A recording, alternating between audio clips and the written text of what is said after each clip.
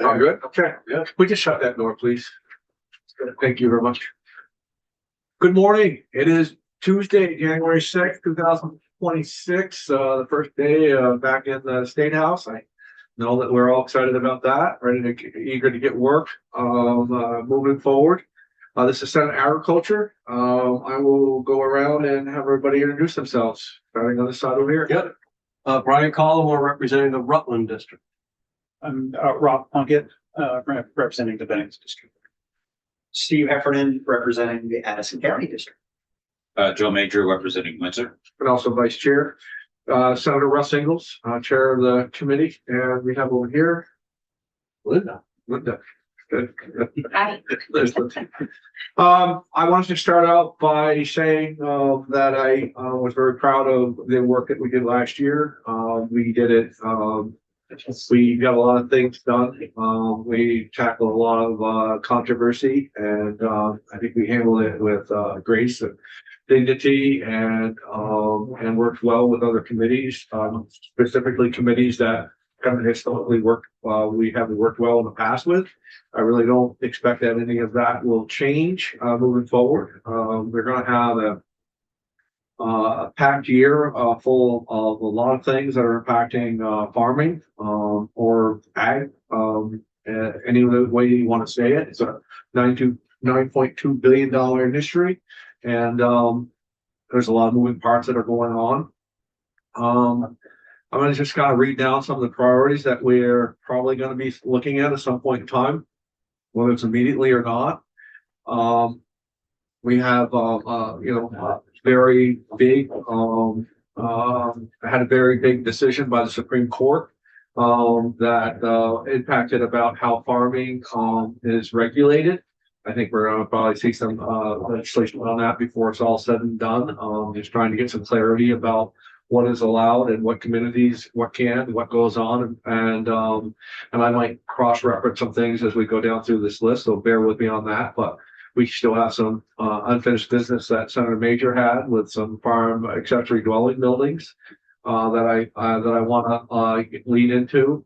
We have some unfinished business as far as some permitting for the Vermont State Fair, some issues as far as with that.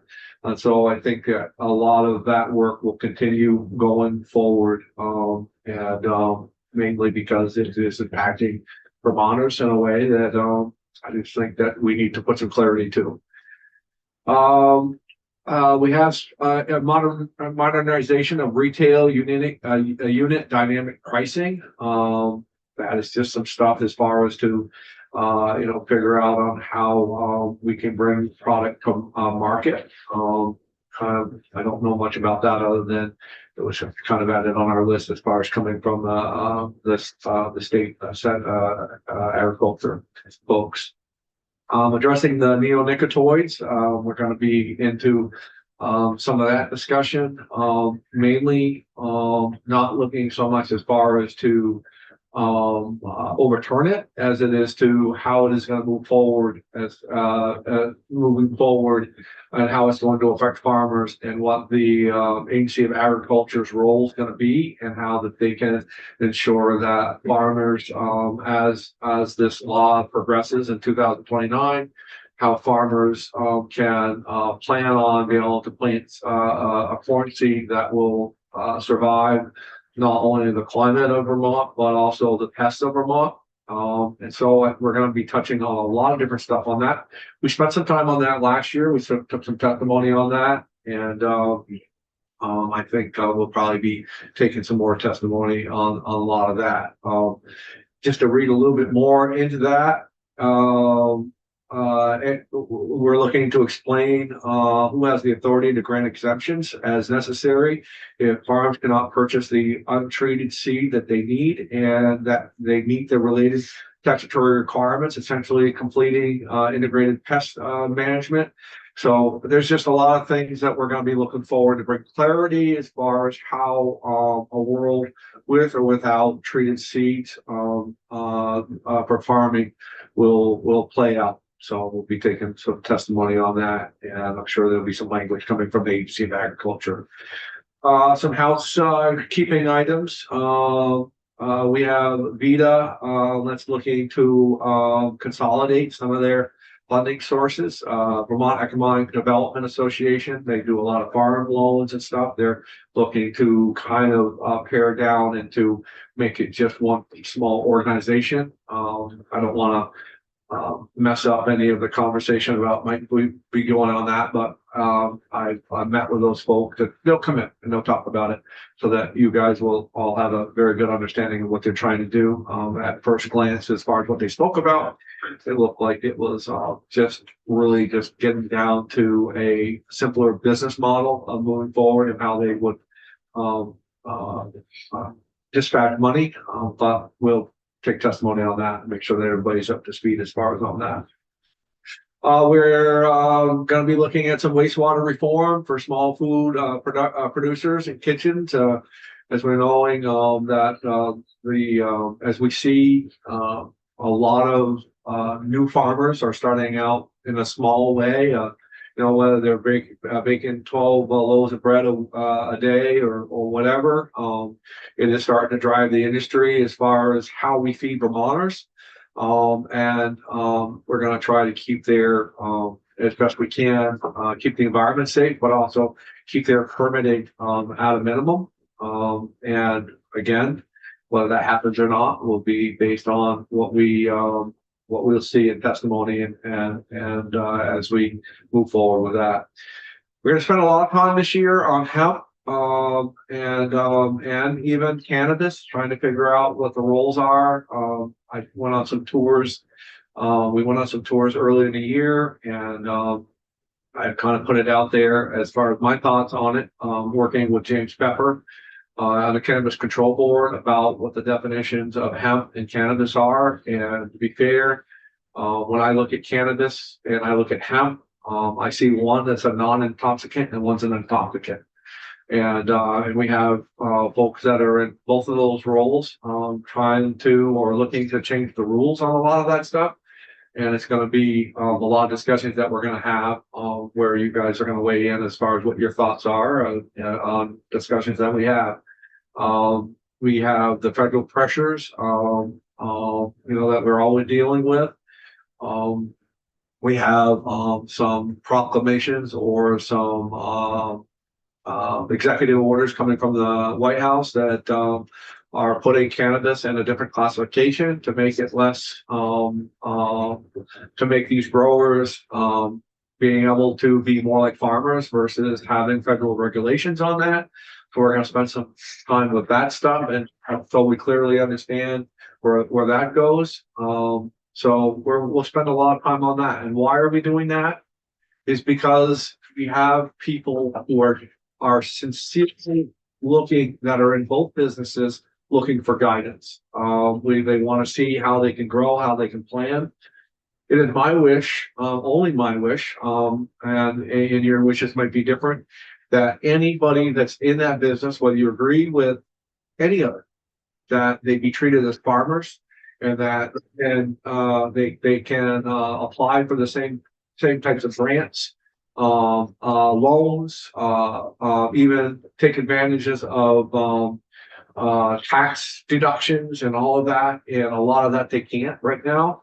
And so we'll spend some time trying to figure out how we can have these folks be treated as farmers and be able to get the benefits of what farmers do. My belief is that if you're growing a carrot or you're growing hemp or cannabis, you're contributing to the agriculture climate of the state of Vermont, and we should be able to try to equal out the playing fields. But again, you guys will have your own decisions to be made as we move forward with that. But we will spend a lot of time on that. I've had a lot of conversations again with James Pepper and the Cannabis Control Board, and they're looking for us to help them get some guidance put out as far as with that. We're looking at kind of understanding about how we can play a role and where they're siting solar fields and wind towers. Again, prime ag land is a bonus. We have lost a lot of farmers in this state since the 40s and 50s.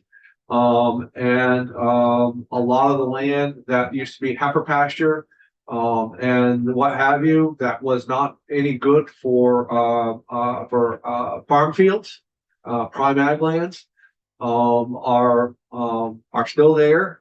But it's easier for these developers to come into and take these nice flat fields that can grow crops. And I think that we're going to spend some time looking at that, maybe even put some, my wish would be to put restrictions on taking the easy road and taking these nice fields out of farming forever. When we all have a lot of land, yes, I understand that a lot of these heifer pastures are harder to build on. It costs more to build on. That's why they're not prime ag land. And so I really don't see why we would want to take all this prime ag land and put these structures on when we have other lands available to them. Sometimes it's just one fence over. And so we'll spend some time as far as on that this year. We're gonna spend some time on we have the S60, the farm relief bill. It never got funded last year. So Kept died in a House appropriation. it did. And a couple of committees over there kind of died over there. But you know, you didn't have flooding this year. Well, we did have some flooding up in the kingdom and a couple towns, but really the talk of the year was drought this year. So we're gonna spend some time talking about that. Originally, Brian and I were at a meeting maybe 6 weeks ago, 2 months ago, where the focus of the pro tem was going to be for the first 6 weeks of the session was going to be all about flooding and drought relief. But I think since the education thing has kind of taken over again, that probably we'll deal with that as it comes, and it's not going to be the prime focus of what we have. But we'll be spending a lot of time on that as far as hopefully looking at some relief as far as with that. Again, back to Senator Major, I kind of set off camera. We have accessory dwelling buildings in ag. We have farmers trying to diversify, trying to find different ways that they can make dollars and make use of their properties and what they do. Growing food. A lot of their ancillary business is to invite the public in and show them what they do, but also as a stream of revenue. So I really think that we had some unfinished business last year and that we couldn't get to. That we'll be spending some time on with that. We have we'll be spending back into the world of CAFO permits.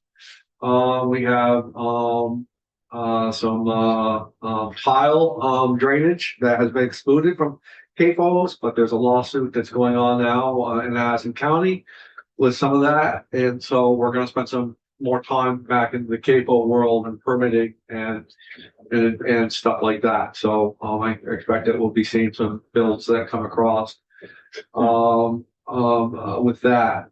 Let me get to another email here. There's going to be some more things that come from the Agency of Ag. I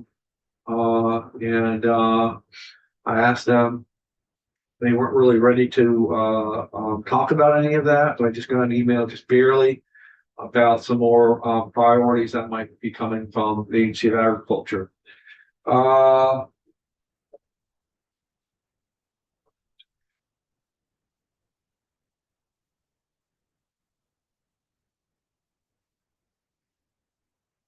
I'm just gonna read it to you. Some of it doesn't make sense to me because I haven't been briefed on it, but we'll be briefed on it. But please find this came from Steve Collier and sent to Chair Durfee and myself, coming from the Agency of Agriculture. Please find below a quick synopsis of our additional proposals. Correct an error in the farmer milk buyer statutory termination language in 6 VSA chapter 252. Currently, the language mistakenly says contract terminations when a purchaser requests a hearing to challenge the decision that, the decision that is a mistake and the cancellation should be stayed when a producer requests a hearing. Again, don't know much about that. It's pretty foreign to me, but I'm sure we'll be learning about that. And I think a lot of these proposals are gonna be kind of foreign to us until we can get some backstory with it. Number 2 was amend language in 6 VSA, chapter 472 to incorporate contracts into the farm to school grant program. Contracts work better than grants for some of the objectives. 3, amend farmer water quality training requirements in 6 VSA chapter 4981. Current requirements are outdated and burdensome. Number 4, repeal the Interstate Pest Control Compact. The IPCC stopped operating in 2013, and the existing language has no function. 5, amend pesticide exam requirements. We want to clarify and simplify testing requirements as we start offering online examinations. 6, conform the seed language to 6 VSA chapter 641-648 to model uniform seed law. Our seed law is outdated, so we will like to modernize it to better conform to standards and uniform requirements. So again, probably a lot of that's going to be back to the neonicotinoid things as far as, broad discussions as far as that. 7, we would like the authority to regulate harmful substances deposited on our farm fields, as our current authority is limited to materials placed in manure pits or digesters. Organic material with contaminants, including plastic and heavy melees, is currently unregulated when dumped on farm fields. These contaminants can have harmful impacts, and we would like authority to prevent contamination.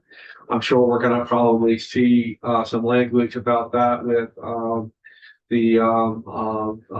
some of these town people that are spreading the waste of sewers and contaminants. Again, that was something that was going on in Maine. I'm only kind of guessing on that. Yeah. But I'm sure that those discussions will be up and just things that we should probably ask about. I know that Rutland had an issue some years ago where they had some of the sludge that was being produced from the sewers contaminated some fields. We'll ask about that. That will be important to you to understand why that's coming. Yep. There'll be other things that come. I didn't see any bills that were passed to us. There's one. Okay, yeah. So, I'll open up to you guys. Some of you what your priorities might want to be, and we'll just go around the room and or if anybody's got it, or I'll start. You covered it pretty well. You have a way to talk about it. Yeah. So, Yeah. I just, the drought just devastated agriculture this year. If we can, in any way, shape or form, get some money through S60, I'd like to do it. I know it died last session, but there's I just saw in my district, and it's not just vegetable farmers. I mean, I saw cattle farmers, I saw dairy farmers just having to pay extra and for water, hay, things of that nature. Just so all across the board. So if we can just get some relief. I mean, it was funny because it went from 20 million when it was to 7 right. Oh. to 1 to nothing. To nothing, right. So we can just something as a token to help to let farmers know that we care. We want to we understand that they're paying. Keep them in business, for God's sakes. Stephen? Echo some of what Senator Major's saying. I realize that Vermont is only a state of 640,000. We look over to New York farmers and they get a lot of help from their state, but they have 19 million people. So Vermont really has to look at trying to do the best for what we have. There's a couple others, as I told you, I'll speak to you later about that, just to see if the Ag Committee has any interest in it. And other than that, you've got like I said, a really good list. A lot of it's It's like some good stuff that I think. I think we're gonna see a fairly expensive, there's gonna be some tax stuff going on with that as well. I don't know if you remember last year or not, but, Keisha had brought a bill, Senator Rahman had brought a bill over, and trying to figure out how we can, get these farms to convey either to family members or to, a tenured worker that's been there, had been there at some point in time, and trying to find some relief as far as, the tax burden that they might face just to buy the property. So we will spend a little time on that. But I think what you're gonna see, a lot of what we're talking about is gonna be in our miscellaneous bill. Gonna be a fairly substantial miscellaneous bill. And so, again, too, I think, I'm, I'm very proud of this committee. And I'll tell you why. Because you're truth seekers. And that's what I liked, best last time. I don't want some of the legislation that's gotten passed, in this building has only been one-sided, where they were just had an agenda to do it and they wanted to pass it. And I'm not talking about just in ag, I'm talking about in general. I really want us to dig deep and get both sides of the story, even if we're not comfortable with it, even if we, whatever, let's just hear it all. Yep. Let's try to get it. And I think that we did that very well last year. So, as Linda knows, as you guys know with Linda, she'll get anybody on there. So let's work really, really, really hard. And if you have anybody, especially a constituent that wants to be heard, let's get them in here. Let's have them have the chance to tell what they want to say. One of the things that you guys will see if you're ever with me or anywhere that I go, the last words that I'll say to anyone that's invited us into the area of whatever they want to talk about is that, have you had a chance to tell us what you want us to know? And so let's do that. Let's make sure that if whoever comes in this room has had the chance to tell us what they came here to tell us. And so let's dig deep and get good witnesses in here that's going to cover all sides of it. So we're not making a decision based on one story. Yeah. So I want to make sure that we do that. We did it.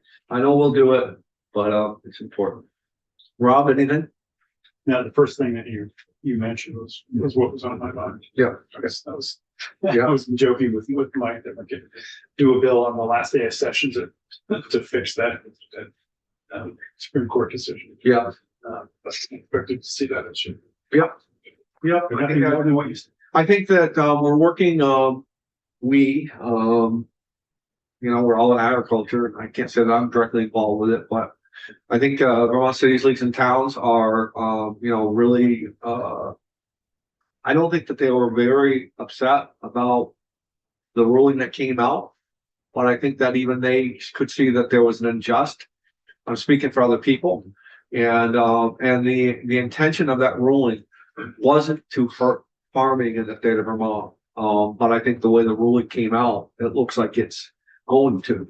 So yeah, so I think we'll spend some time on that. Certainly glad to have you in your capacity to be able to explain, what they just said. So, but Just this Wakefield specific.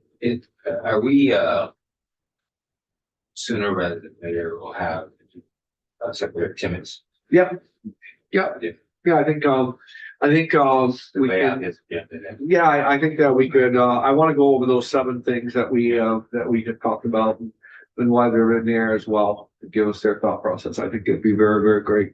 Well, it did meet our, he's not taking over from like the new Ledge Council. Yeah. What's his name is. There's another one that's on. Yes, I've had some great discussions with those guys through the summer.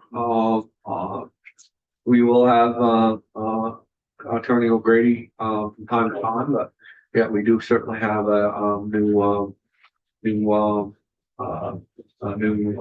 lead council. I can't remember his name, I'm sorry. Yeah, yeah, Brent, yes. Yeah, so, yeah, So what did Michael do? I They're just moving him around a little bit, I doing think more. Still doing ag. He's doing some ag, Someone but else he's doing some more water quality stuff and some of that stuff, so. But, yeah. I can't really think of a whole much more. I mean, you guys, I didn't put a single bill in for ag. yeah, I don't know if anybody else did, but I think we're gonna have a lot to. I think we're gonna have, as you guys have said, it's a pretty expansive list of what we have going on, but, I think a lot of that, I don't know that there's a lot that's new that we've added to that list. You know, I just think, it's a continuation of, I suppose that will be forever, right? You just kind of continue where you went off last year and where it is, so. It should be a fun year. It should be, we should be hearing a lot of different stuff. You know, again, we have the perfect committee for that, for sure. Anybody in the room have anything they want to say, add anything? Everybody good? Anybody on the screen, Linda? Yep. Everybody all good?